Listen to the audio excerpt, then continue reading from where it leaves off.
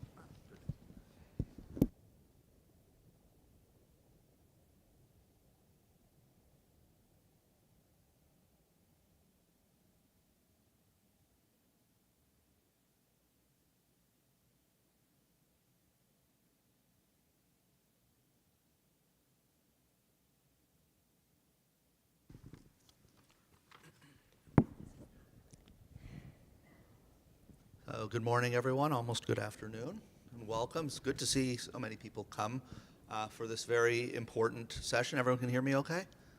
Okay, so it's my honor and pleasure to introduce our guest speaker. Eugene Ginter was born in Krakow, Poland in February of 1939. 6 months later, Poland was invaded by Germany, changing the course of his life. Gene and his parents survived the war, each in their own way, and found each other after the war. Together, they lived in Germany and immigrated to America in 1950, settling in the Bronx.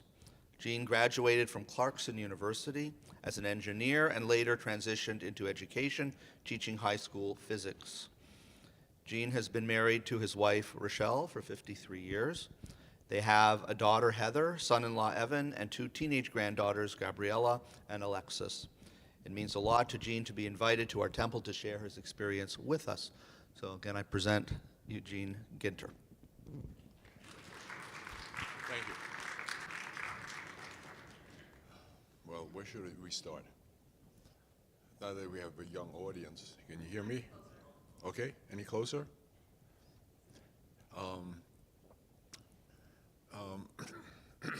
I come from an affluent family in Krakow. My father was a contractor, and he was one of the leaders of the community. And Krakow had 250,000 people, of which 50,000 were Jews. So it's 20% of the population was Jewish. Everybody was Orthodox. So,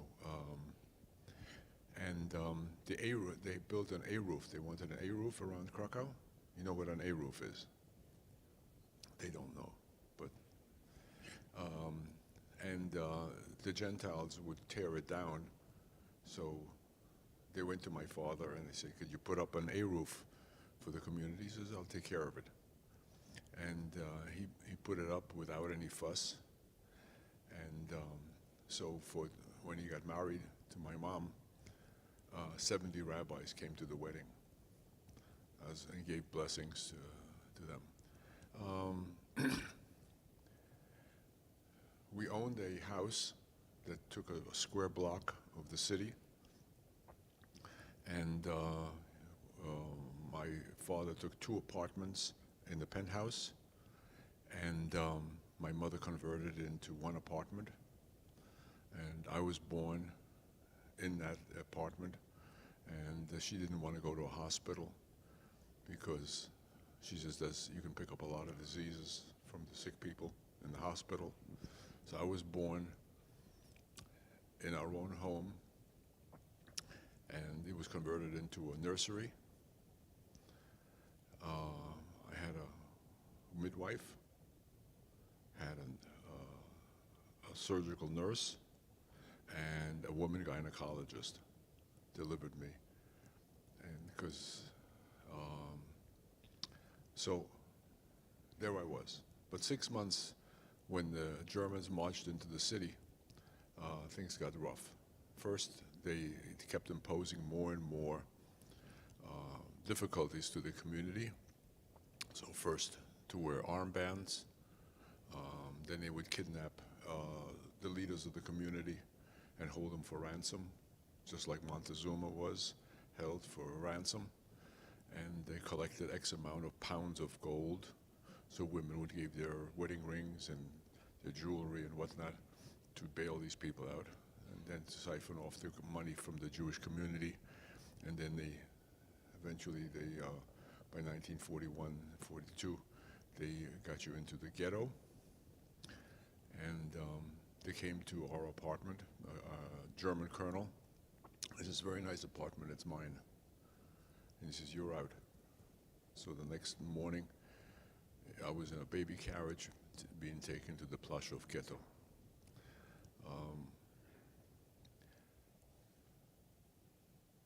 That night, my father spent the night burning all my mother's furs, her foxes and coats, because he didn't want his mistress to wear her stuff.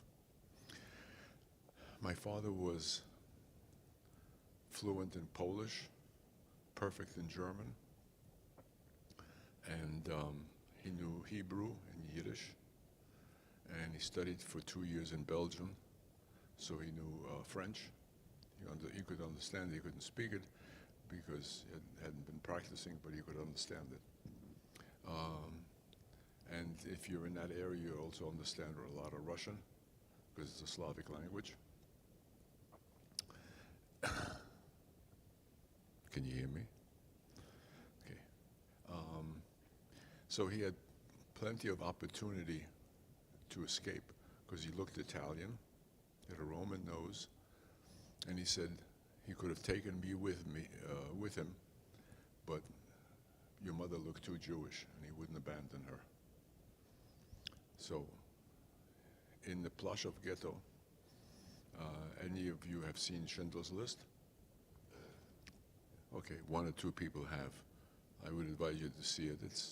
It's somewhat true. It's not really the truth, because if they really showed you how brutal it was, you couldn't watch it.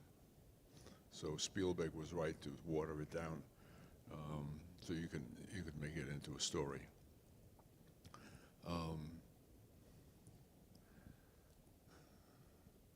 The Plaszow ghetto, they recognized my father because he had talent as an engineer. So the first time that he had recognized, they put us into a maximum security cell inside the camp. And so I wouldn't be crushed. There was a shunk in that room. And in Europe, they don't have built-in closets in the walls. They have a freestanding closet. And in that freestanding closet, there was a little room between that and the ceiling. My father put me there so I wouldn't be crushed by the people in the cell, because it was like a 10 by 10 cell that had like 100 people in there. So they brought in a guy who had been beaten, and then they put handcuffs on him, and his hands turned blue because the handcuffs were so tight. So he said, "Does any lady have a bobby pin?" And with the bobby pin, he opened up the handcuffs. And the Germans found out that he had done it. They made him redesign the handcuffs for the German military. And then he started building factories for them, power plants. And I said, "How did you know how to do a power plant? You never did a power plant before." He says, "It's remarkable what you can accomplish when somebody puts a gun to your head." So, so he could do anything. He finally became the private secretary to Amon Get. Amon Get was the commandant of the concentration camp, of the Plaszow concentration camp. Fiennes plays his role in the film. Fiennes is 5'10", 5'9". Amon Get was 6'7", 6'8", weighed about 270 pounds, and when we walked into a room, you'd have a heart attack. He was frightening because he was a psychopath. He was not German, he was Austrian, from an aristocratic family, but he was an avowed Nazi, and he liked to kill people. That they showed in the movie, that he used a sniper rifle and shoot people. The Plaszow ghetto, because my father's desk was right outside of his office, Amon Get would make sure that he talked loud, and my father would know what day they had a roundup for the kids. So if he said the roundup was tomorrow, he would tell me to hide, and would take my friend, and we'd go hide in the magazine, which is a warehouse. And in the warehouse there'd be shoes, to make shoes, so leather, piles and piles of leather, and piles of shoes and other material. So we'd climb up and hide in the top of one of these magazines, and the Germans came through with their dogs, and they couldn't smell us. And another thing you have to do is you have to breathe through your mouth so the dogs can't hear you. Because if you breathe through your nose, you can make a sound, because you're going through a small cavity. And nobody told me that. I figured it out myself, because I was 4 years old. You know, I could figure things out. And so we survived. I had a cousin, first cousin. He was taken on a truck out of the camp, and to be taken to be killed. And he said to the other kids, "You got to get off, because we got to go hide, because they're going to kill us." So he was the only one who jumped off, and nobody else followed him. And he was 10 years old,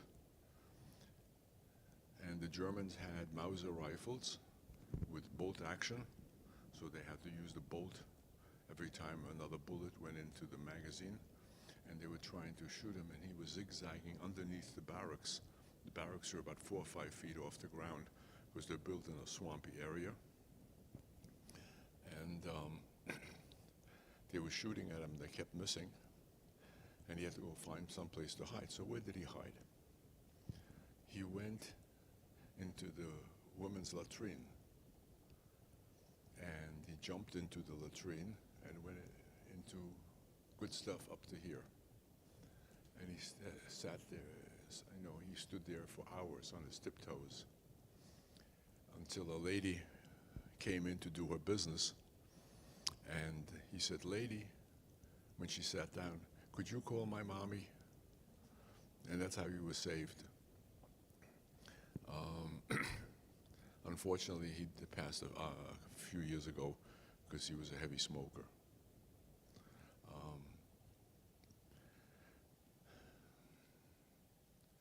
What was the life in the camp on a very daily basis. They had an appel.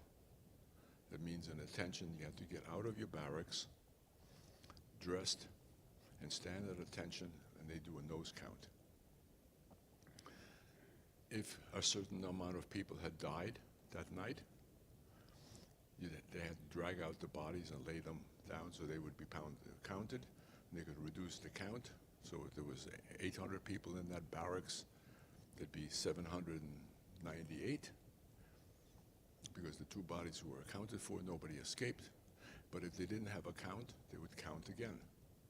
They would count again, and you could be there from dawn until nighttime, standing at attention. And if you had to go to the bathroom, that was your problem. And if you passed out, that was your problem. They didn't care. So just standing at appel, it was rain or snow or sleet or whatever, you stood there all day just because they couldn't count correctly. Now, I had gone on a tour. I took my daughter, my wife, my new son-in-law, a year after they got their doctorate degree, to a tour to Europe to see Budapest, Prague, Krakow, Auschwitz, and Birkenau. And so that tour, I took a private car with a chauffeur and drove on a single lane road, not like 374, but a single lane road, one lane in each direction, and from Krakow to Auschwitz is 55 minutes by car. The reason I tell you that is there's a good reason. As they were winding down, I wanted to tell you another story, but what happened to me. I had a friend, and we were like two little buddies. We'd hang out together, and I guess at that time we were 5 years old. And we went to a forbidden area, because the Germans had big signs, verboten das. And what is the penalty for breaking any rule? Bullet. So he and I, we were playing in this area, and the guard towers were seeing us, and they probably were bored to death. So they left us alone.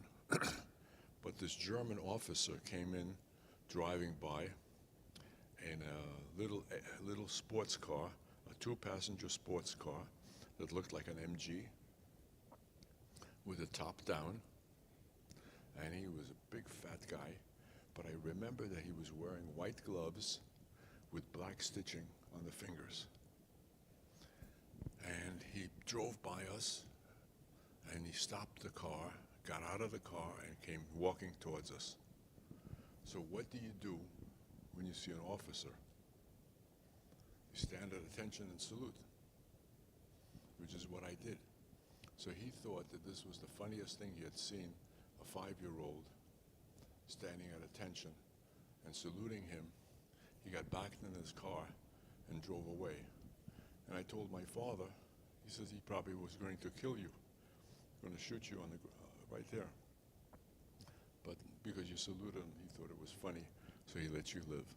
So it's just sheer muzzle that you do something and it worked out. Eventually, they had these roundups of taking people and shipping them to Auschwitz to be gassed. And I said it was only 55 minutes by car, but they wouldn't take you by car, they would take you by railroad. The Russians were coming closer and closer in 44, and there was no place anymore for me to hide because they were closing down the camp. So they round up all the children, including myself, and we stood on one side like over here, like I'm standing here, And my father was on my left, and all the men were on the left. And they were going to ship us off on a train to Auschwitz. My father stepped out of line, and he says, "Permission to die with my son." So the commandant saw that, and he said, thought that was a real cool thing to do. So he says, "Permission granted."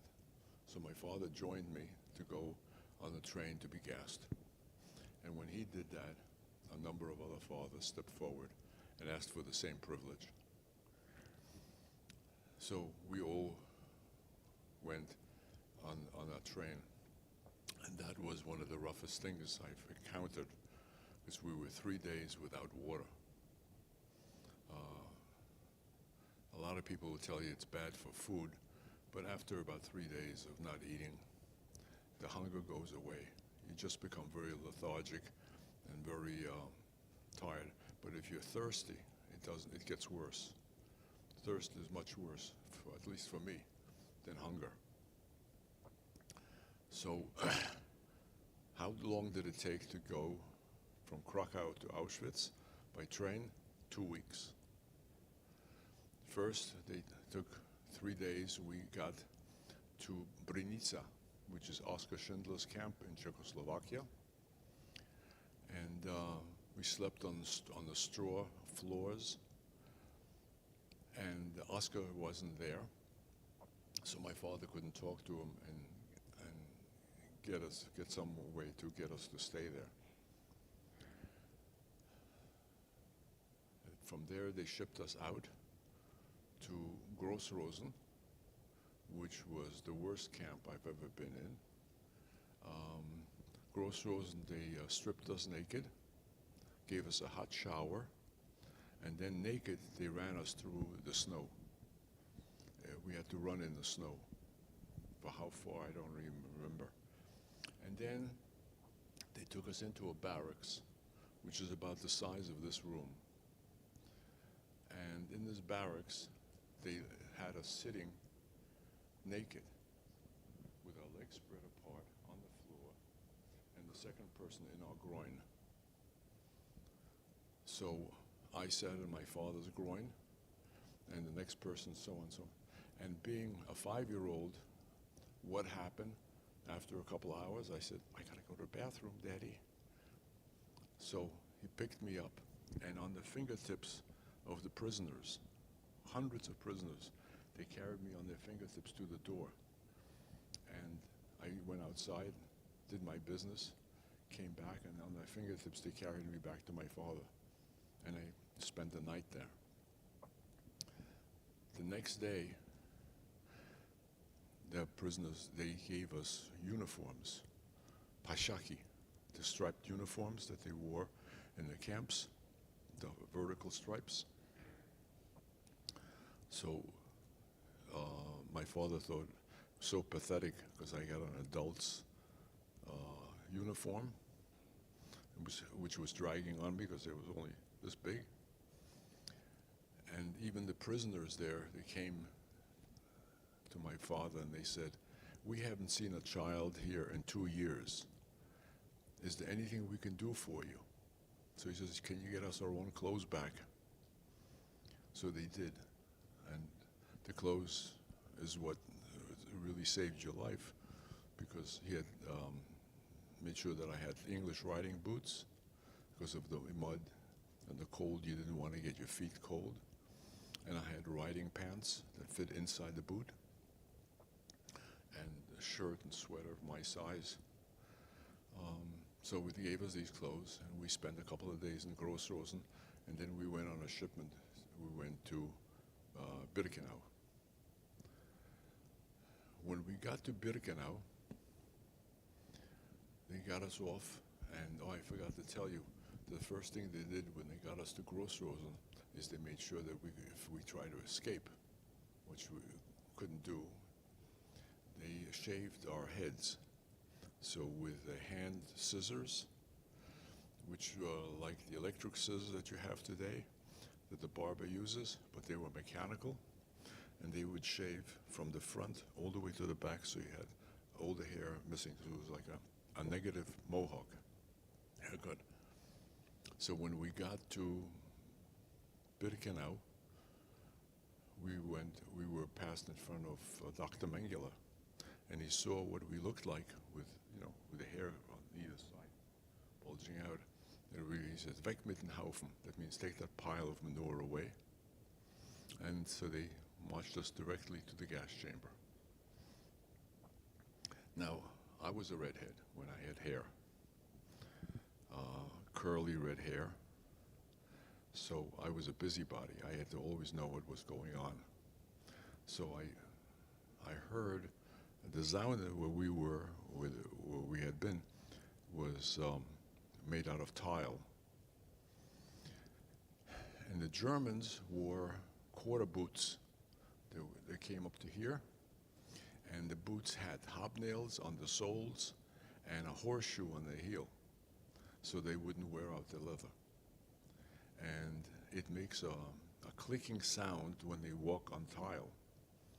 So I'm looking backwards and I see this officer.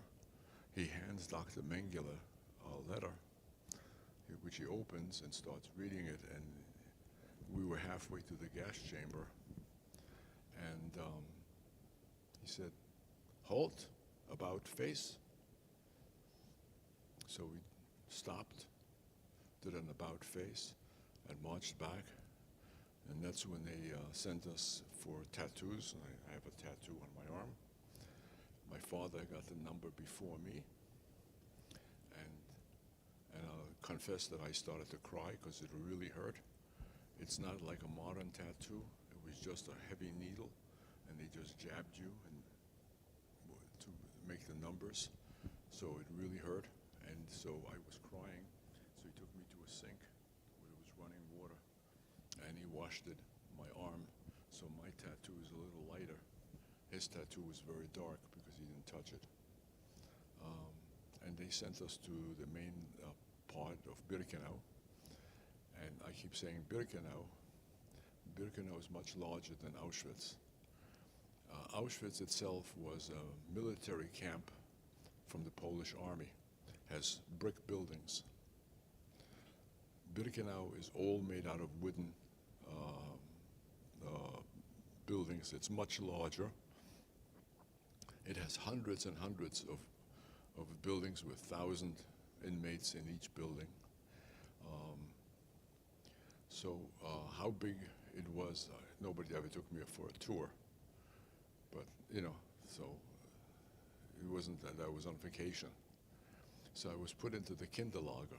Kinder is children, and Lager is the camp. So I went into the barracks with the children, and I'll tell you something, there was other kids my age there, but I had a gift that they didn't have. They used to come to me and ask me which shoe goes on which foot, and I could figure out, do you know how do you do it? Anybody? How can you tell?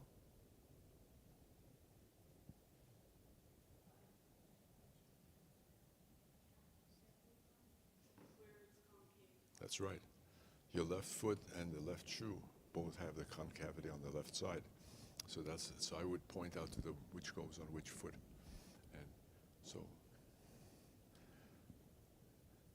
I could do that. I couldn't even tie my shoelaces. But I had boots on, so I didn't need shoelaces. So sure. I'll answer the question, but you can hold it till later. Okay, I'll answer your question. Where was I? Oh. The day was spent basically uneventful. We didn't do very much. If they had a body count that day, and they missed out, we'd stand there like with the adults until they got it right. So eventually, my father, they asked my father, what does he do? He said, I'm an electrician.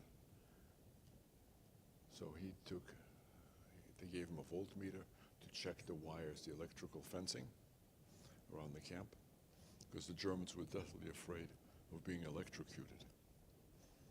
So what did he do? The voltmeters in those days were as big as a loaf of bread, a big loaf of bread. So he opened up the back of the voltmeter, ripped out the guts and threw them away. And when he got into the magazine, the SS magazine, he put food in there, or whatever he could steal, close it up, and go on his way. So I had enough to eat in Auschwitz.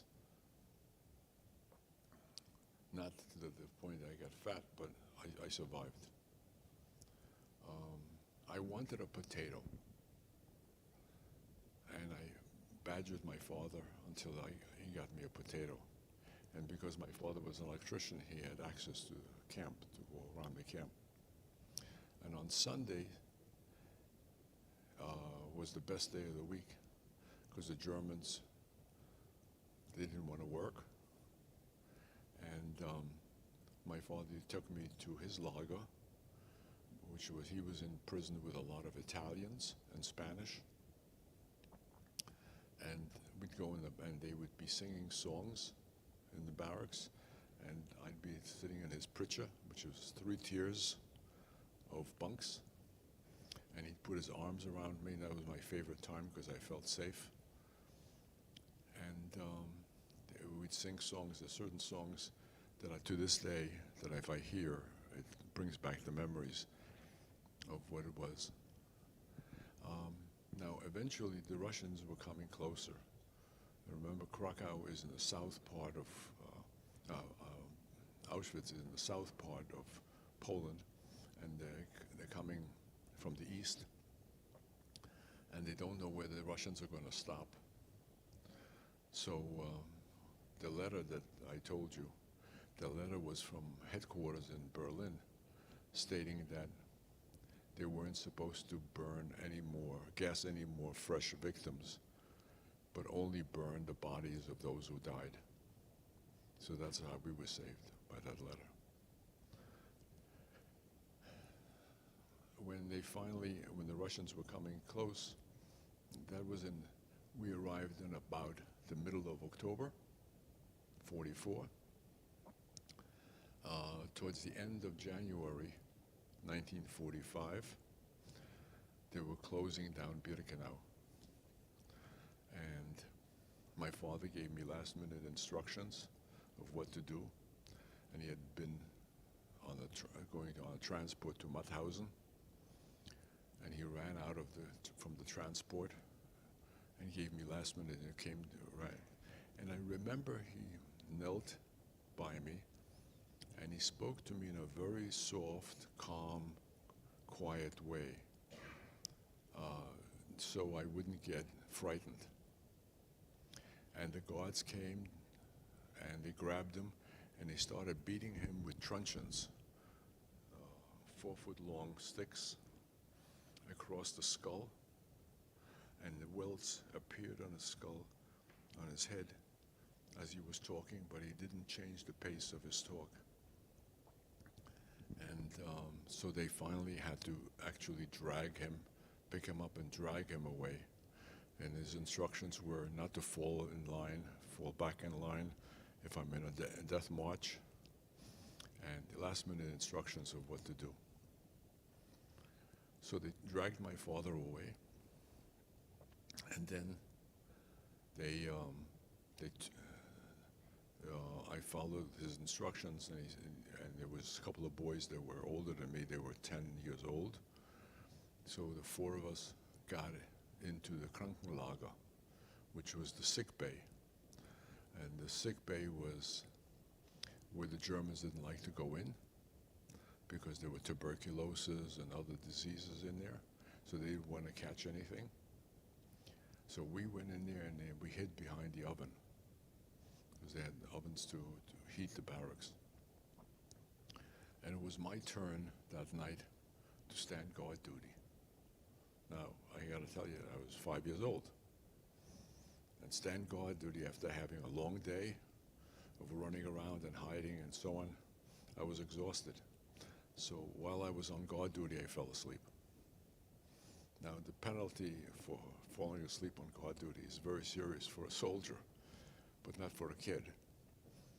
So one of the older kids woke me up because the Germans didn't go into the Krankenlager, they set it on fire. So the hundreds of sick people that were in there got burned to death, and we ran out. And as we ran out, with flames on either side of us, they caught us. And they took us on a death march. Now, what is a death march? In German, it's Todesmarsch. They march you until, if you can't walk anymore, they just shoot you. So from Birkenau, we went to go to Auschwitz. So it was a short distance, maybe a mile or more. But I was at the front of the line because my father told me stay in the front of the line. But I heard all the shooting in the back of the line, so I had to go, being a busybody, I had to go find out what's going on. So I went to the back of the line, and at the back of the line I saw there were German guards at the back. They were just shooting the people at the end of the line. And the entire road, the road was a huge road. It was like you threw a bunch of pickup sticks, and they're laying in all kinds of positions. All these victims, all over the road, dead. Now, remember that Auschwitz-Birkenau, 92% of its victims were Jews.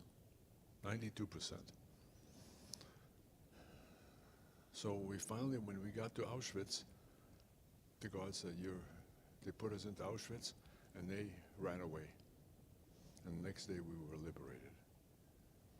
But before we were liberated, there was the friend that I was with. One of his uncles was in Auschwitz, and he recognized them, and he took his nephew, and the nephew said, I am not going anywhere unless Gene goes with me. So the two of us, he took us to a bunker in Auschwitz that the Germans had, because they were afraid if they were bombing the place, so they would remain safe. So we went, he put us into the bunker. Now, I'm the son of an engineer, and I should have some intuitive knowledge of how to get along. And they had booze, a huge thing of booze, which was like a huge keg, not a keg, but a glass, made out of glass with a pint, and with woven material with handles. And there was a lot of booze in there, and we pulled the cork out. It's good stuff in there, you know? So how do you get to it? The two of us tried to tip it to one side to get you couldn't tip it. It was so big and so heavy. So what do?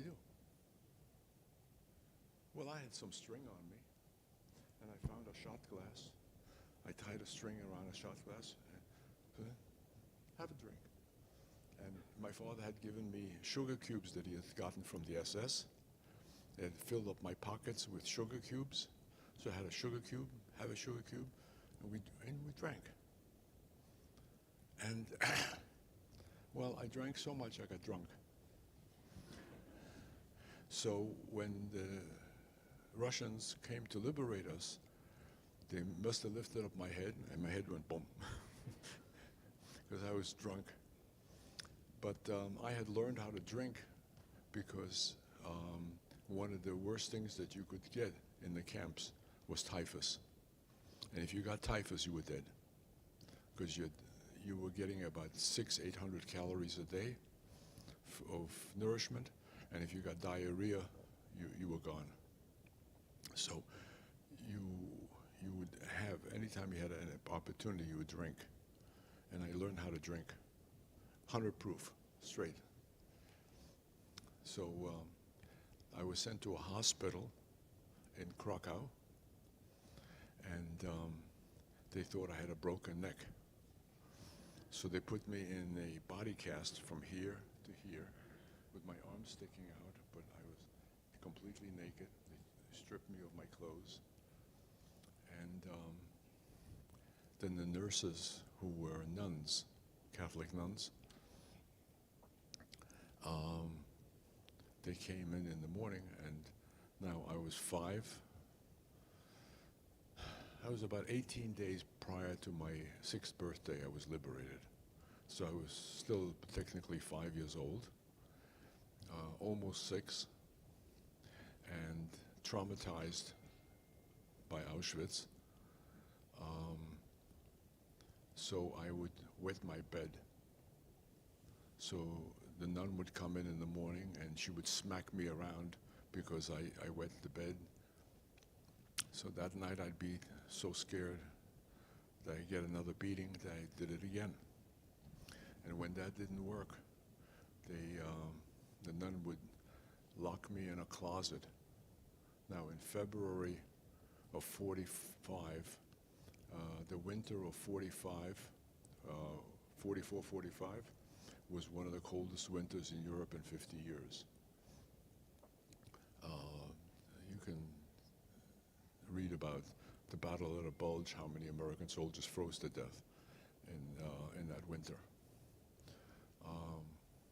So I'd be on my haunches, I'd be crouched down in my body cast and try to conserve heat as small as I could, naked, all night on my feet.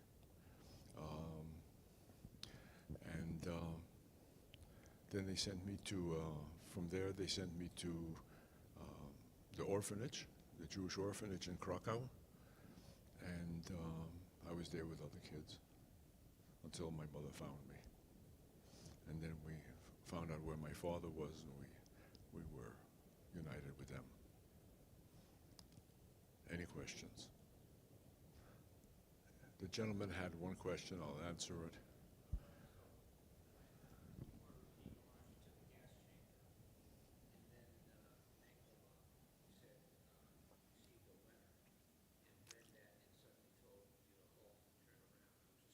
Yeah.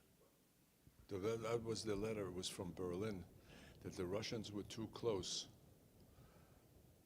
That was the reason for the letter. They have orders no longer to gas fresh victims, but only to burn the bodies of those who died.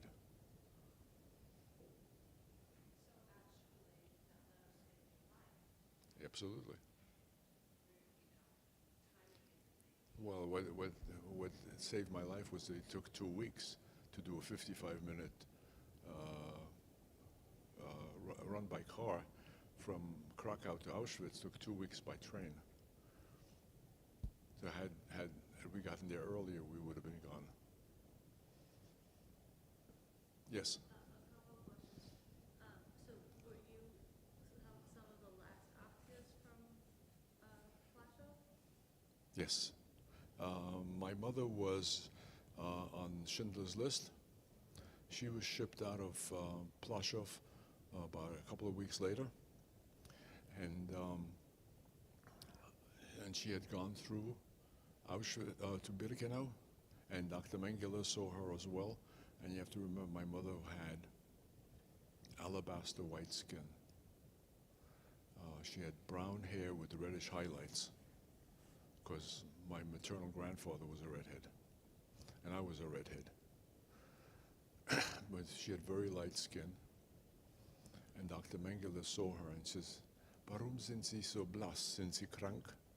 Why are you so pale? Are you sick?" So she said, "Nein, ich bin nur überrascht." No, I'm in shock. I'm not sick, I'm only in shock. So, and it's a word that you have to be educated to be able to use it. So he respected her. He let her live. And she was in Birkenau. She was in Birkenau. A lot of people say they were in Auschwitz when they were in Birkenau. Birkenau was much larger, and killed much more people than Auschwitz did. But that was at the time that you were there. I was there, and she, yeah, she passed by the Kinderlager on the way back to the transport, and I said, Mamusha, Mamusha, which means mommy, mommy, but she never turned around. And I asked her years later, she says, I didn't want to see a child. She says, why don't you call me by my maiden name? I said, you know, go tell a 5-year-old, you know, call your mother by your maiden name, you know. So she walked by, and I told my father I had seen mommy. He says, don't be ridiculous, you know. So I said, what? I wouldn't recognize my own mother, you know? What kind of nonsense is this, you know? Of course I would recognize her. In a million women, I would recognize her. So. And how did your father survive? My father was in Mauthausen. He was liberated by the Americans, George Patton's Third Army. Liberated. He was in Mauthausen, which is on the outskirts of Linz, Austria, which was the place where Hitler was raised. And he walked out, and they said, "You're free." A little tankette came in, so with rubber wheels, basically an armored car, had an officer and an enlisted man, and then he said, "You're free." So Mazel Tov, I'm free. Where can you walk? He had enough strength to walk out of the camp and go into the field, and with other prisoners, they were digging in the ground, and he got some potatoes, and he started a fire. They threw the potatoes on the fire. When the potatoes got a little cooked, they ate it, and that gave him enough energy in the morning. He walked into the town. When he walked into the town, he was a walking skeleton. My father and I could exchange clothes with the same wrist size, neck size, shoulders, everything, ring size. And he was maybe weighed 70 pounds or God knows what. And you're walking into the town, and he hears somebody calling his name. And it's a Catholic boy from Krakow. And he says, Roman, Roman. He says, I don't know. He says, it was a miracle that he recognized me, because when I looked in a mirror, I didn't recognize myself. And he was a thief from the old neighborhood. And apparently he knew my father, because he was one of the boys from the old neighborhood who did well. You know, he was, respected and liked. So he says, you come with me and I'll take care of you. You don't eat anything unless I give it to you. Because a lot of prisoners got into a cellar and they found pickled pig's feet or God knows what, and they ate. So they were so hungry, but they had no enzymes to be able to digest it, and they died. So he took him to his hideout, and he kept making him soup, different kind of soups. And he gained weight, and he felt better. He was with him for about 6 weeks, and that's how he survived.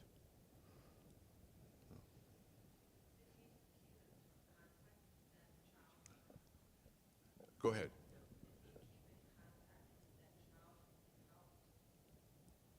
No. He didn't keep contact with the. We had no mailing address. We had no zip code. Let's remember. And a lot of people wouldn't go back to the original country of origin, because we never went back. You didn't go back to Krakow? No, once I left Krakow, when my mother found me, it's funny, she was liberated in Czechoslovakia with Oskar Schindler.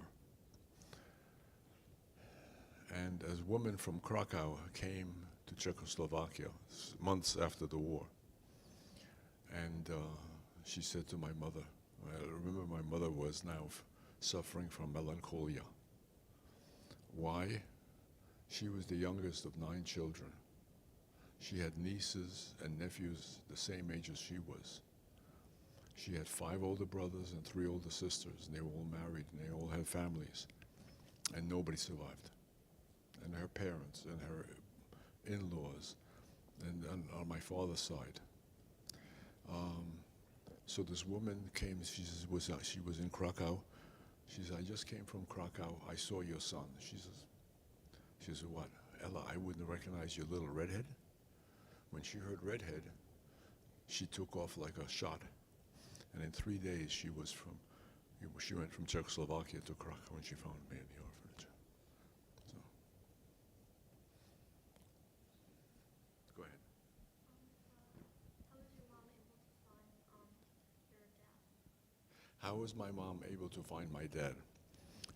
They had radio, and the radio, they had broadcasts, and they had lists of people who survived and where they are.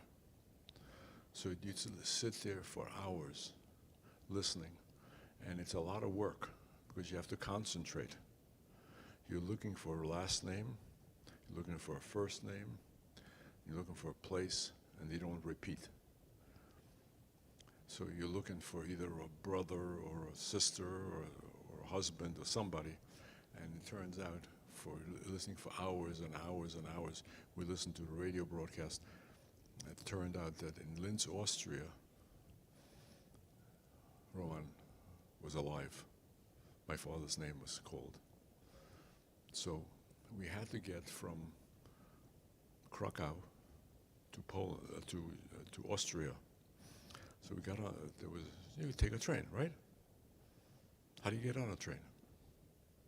Well, you don't get on a train when it's full. When there's people on top of the train, people between the cars, the passenger cars, on the ramps, and there's no way that you can get up the stairway there's no way you can get into, forget about having a ticket. There's no money. So it turns out a Christian felt sorry for a woman with a child, and he pulled us in through a window into a cabin on a train, and we got to Czechoslovakia. Czechoslovakia, we found a guide who guided us through a minefield to Austria, and from Czechoslovakia we got to Austria, but they had to go through a minefield, but we had to go at 4 o'clock in the morning, and I remember he said, "Put your feet where I put my feet so you don't step on a mine." And then when we got through the minefield, we saw American soldiers. We were fine. Yes? In the Schindler's List, they show people that went back to his grave. Was your mother one of them? Schindler's grave, I think he's buried in Austria. I didn't go there. But they also have a memorial to him in Israel. I met him several times. I never called him Mr. Schindler, just Oscar. And he would come, and we would have a party, and it cost us $300, $400, $500, whatever we could afford at the time. We gave a check, and so he could. Because everything he touched turned into a failure. He was bad news as a businessman, but he was a decent person as a human being. So it's actually, it's hard. There's a lot of things wrong. First of all, you think having a Schindler's List is a big mitzvah. It's not. When you write, my father didn't want to have anything to do with any list. Why? Even Schindler's List. If you put somebody's name on it to save their life, you're leaving somebody off who you're condemning them to death. So it's not black and white. There's a lot of in between. Anybody else? Go ahead. If you could say something about the experience of being a young boy in America that's a Holocaust survivor, with going to school and having a number on your arm. Having a number on the arms, people ask me, what is that? So I never discussed it with him. I told him it's my social security number. I keep forgetting it. Americans are so naive that they'll believe anything. So I left it at that. So it wasn't a thing. It wasn't a thing. I didn't talk about, I've never talked about a camp until I had my own daughter, and she was in 6th grade in Solomon Schechter, and they had a thing to do about the Holocaust. So she says, my daddy was in the Holocaust. So she says, do you mind if your daddy would come and talk to us? So I wrote up a daughter you don't say anything no to. So what I did was I wrote an outline because I didn't want to be embarrassed. And it took me 2 hours to write the outline because I couldn't stop crying. Because my mother was 29 when the war broke out, and my father was 32 when the war started. And I thought they were such adults. And I was already in my 40s when I was writing this. I said, how did they do this? How could they manage? How could they be that strong? So, yes. I was just going to ask you to talk about, what life was like for your family after you were all reunited, and then what made you decide to come to America. How was things for after the war? Well, my father, if you went into a DP camp, you made sure that you had enough food to eat. We didn't want to have anything to do with any DP camp. Why? There's guard towers. They took over concentration camps with guard towers and the wire. Yes, the wire wasn't electrified. The guard towers were not occupied by soldiers. But the idea of how it works on your psyche, he didn't want to have anything to do. Rather go hungry than have to deal with it. And we managed. We had a care package once a month, and we made do. And if you read the cookbook that I'm in, it's basically stuff that, out of necessity, that you had 3 or 4 ingredients and you made it into food. And it wasn't so, as long as we had just enough to survive, that was sufficient. And the most important was we were all together. I remember in 1946, I was in Schonungen, and we moved to a small town in Bavaria because my father had met a German in Mauthausen who was a worker.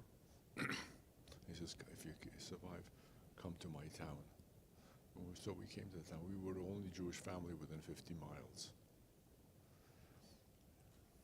And there was anti-Semitism, but nothing compared to what it was in Poland. In Poland, at the orphanage, I was liberated in January 27, 1945. At Easter time, there was while the Russian troops were fighting on the outskirts of Berlin to conquer Berlin, there was a pogrom in Krakow. So I had to hide in a building because they were going with knives and looking for Jew to slit your throat.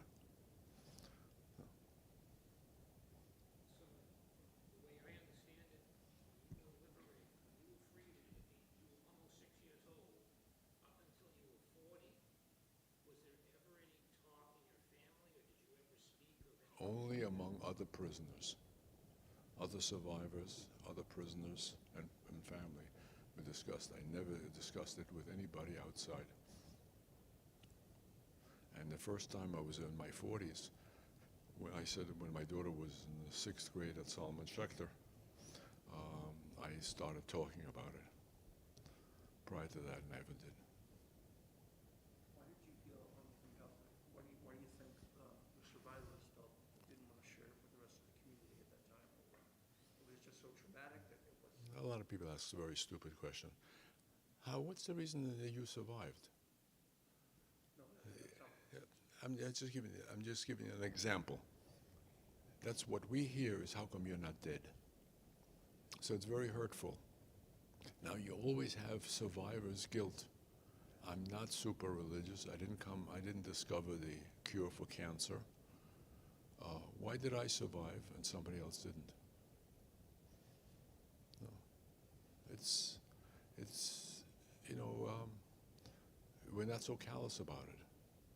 I also, I think my mother once told me the story.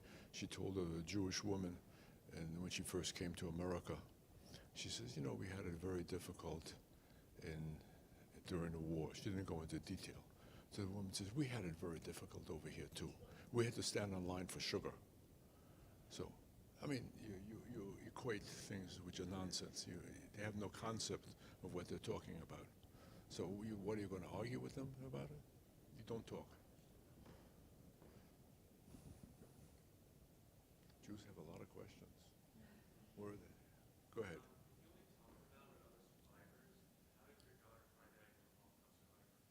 Because I told her. She's family.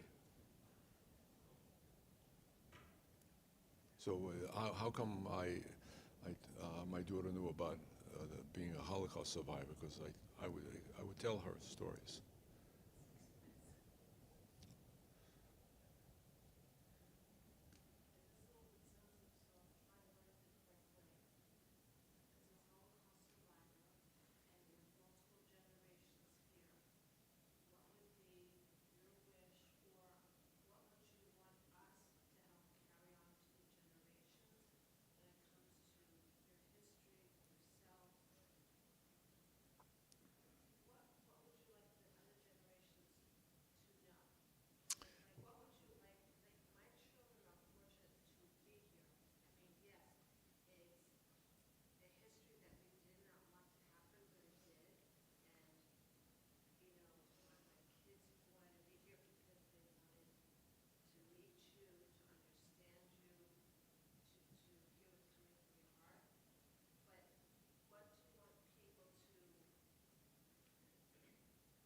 The takeaway. Okay, I understand. I understand. I understand. As a takeaway for this, two things. One, it should never happen again, so take your family on a tour to Krakow and go visit Auschwitz, Birkenau. It's been sanitized. When I got there, I started to laugh because I saw a guy with a lawnmower. Are you kidding me? When I was here, there was no lawnmower. And you go into the latrine, the smell would almost knock you on your back. It was so bad. They cleaned out the latrines and they took away the covers of the holes where people sat. But you can get a feeling, you can go, and Americans really don't know very much. The head of the museum in the city, the Holocaust Museum, the chief guy at the museum when I first got there told me a story how the Polish underground blew up the crematorium in Auschwitz, in Birkenau. Bull. It's bull. The Polish underground never did it.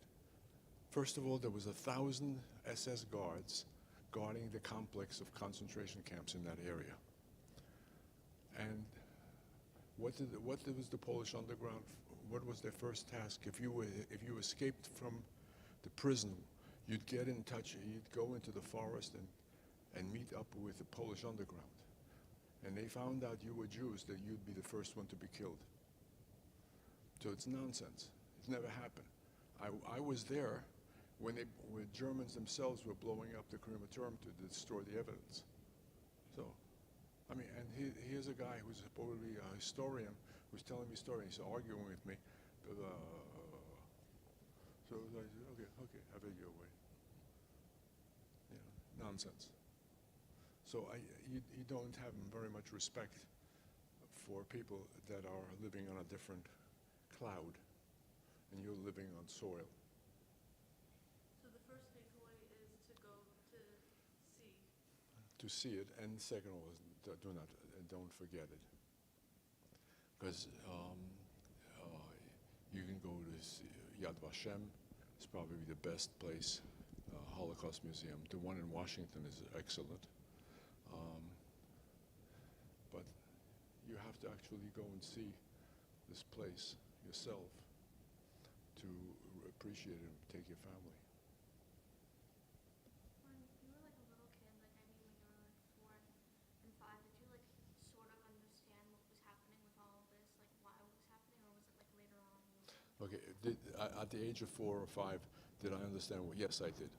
I knew what was going on because my father and mother, they trained me for me to know everything that was going on, all the secrets, but never to reveal anything. So, if the Germans ever asked me any questions, they could never trip me up because the answer was always the same. I have no idea. I don't know. I don't know. What's your name? I don't know. What's this? I don't know. So they could never trip me up because I answered the same thing to every question. But I knew that we were going to be gassed or this or that. I knew what was happening, and it was no secret. Especially in '44, everybody knew. Yes. Was there, my grandmother, my whole family was lost. We were from Vienna, but my grandmother escaped. She was 17, and she was a little German, and that's how her story went. But she was a pretty young lady. But I always wondered if there was something they could have done beforehand, and I never got to ask my grandmother that. That's also why I asked you that question, because I never got to ask her that. Why didn't she share more with me before she died? But what I always wanted to ask her was, could she have, was there like a writing on the wall or something that she could have seen or the family could have seen? You know, they had this wealth in Vienna. Why didn't they do something? Like, why didn't they prep or leave or anything? Okay. Why didn't people have an intuitive knowledge of what was going to happen if you? 1930. My father had an idea before the war that it was an untenuous position, and he wanted to leave and go to Argentina or someplace, and before the Germans' invasion. So he was able to read the tea leaves. My mother said, "No, I can't. How can I leave? All my brothers and sisters are here. My parents, my family's here. I can't leave them."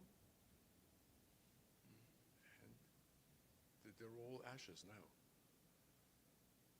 So there are people who see it. I think you can see certain things if knowledge of history doesn't repeat itself, but the tendencies do. You'll see abolishment of civil rights, of freedom of speech, of other freedoms, just whittle away at a time as a means to reduce crime or whatever. So you have to see beyond that and see that